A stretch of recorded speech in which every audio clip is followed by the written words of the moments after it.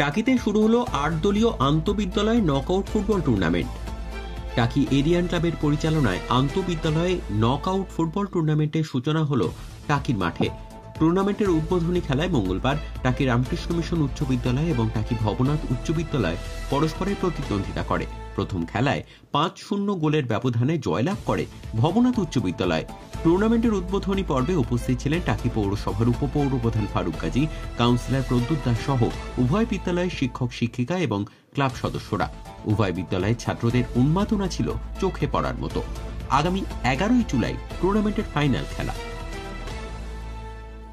টাকি এরিয়ান ক্লাবের মাঠ সত্যিকার অর্থে ফুটবলের হৃদয় পীঠস্থান এবং প্রাণকেন্দ্র, যেখানে আরো একবার ১২০ পয়েন্ট আন্তঃবিদ্যালয় নকআউট ফুটবল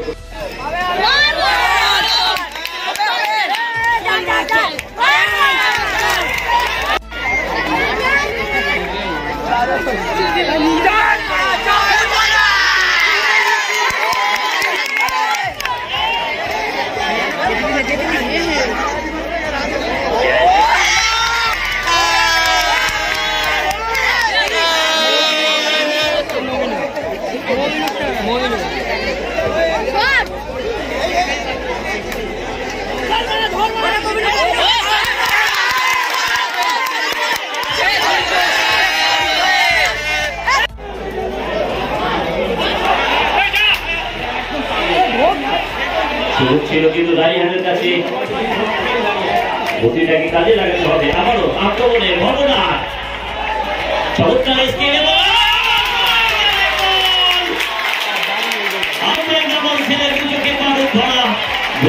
সবাইকে গোল গোল গোল চারিদিকে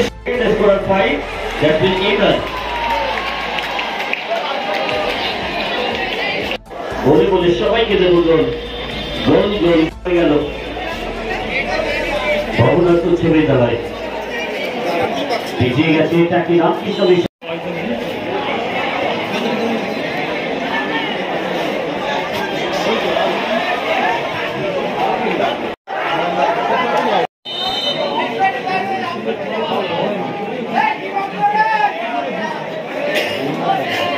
বারবার বলেছি যখন ওই মাঠ খেলায় বিদেশ কত দিন করছে এই জন্য পুরো ভাড়া করে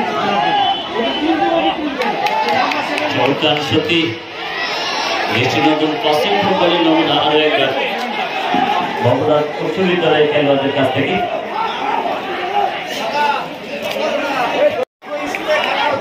সুযোগ আছে আবারও, তবে খেলোয়াড়েরা নিজের প্রচেষ্টায় গোল করতে চাইছে। ফুটবল কোনো ব্যক্তিগত খেলা নয়, এটি একটি সুসংগঠিত আক্রমণের খেলা।